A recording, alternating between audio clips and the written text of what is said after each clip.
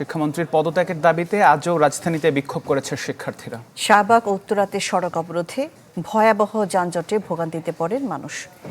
শিক্ষামন্ত্রী জানিয়েছেন, বৈরী আবহাওয়াতে এইচএসসি দিতে না পারা শিক্ষার্থীরা সুযোগ পাবে চট্টগ্রাম বোর্ডের সাথে অভিন্ন প্রশ্নে অংশ নেয়ার।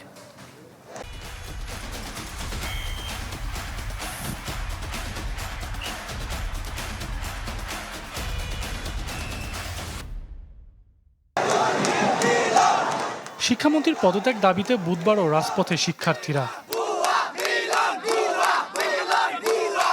পূর্ব ঘোষণা অনুযায়ী রাজধানীর উত্তরায় দুপুর 1:30টায় অবস্থান নেন তারা। এরপর সড়ক অবরোধে বন্ধ হয়ে যায় যান চলাচল। দীর্ঘ যানজটে চরম ভোগান্তিতে পড়েন সাধারণ মানুষ।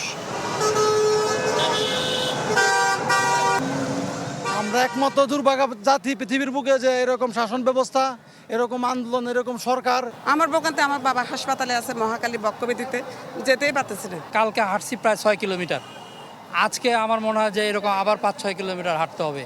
এইভাবে কি জীবন চলে? এতগুলা বারাংপাতি নিয়ে আমরা যে যাইতেছি, এটাই কষ্ট হয়েছে। আমাকে নামা দিয়েছে 2 কিলো রাস্তা পার। আমার ফ্লাইট আছে রাত 9টায়। শিক্ষার্থীদের অভিযোগ, বৈরী আবহাওয়ায় পরীক্ষা স্থগিত না হওয়ায় অনেককেই পড়তে হয়েছে চরম দুর্ভোগে।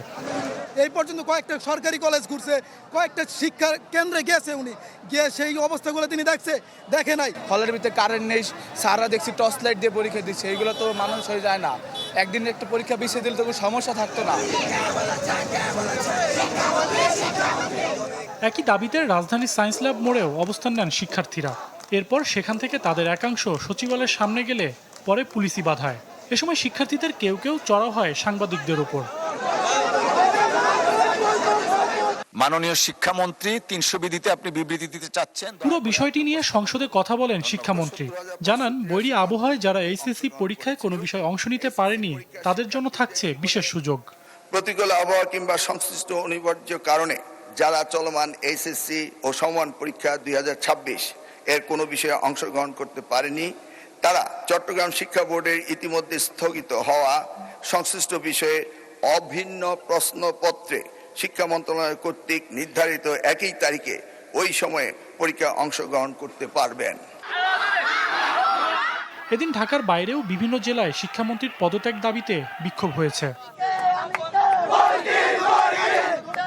সজল সাইক, চ্যানেল 24, ঢাকা।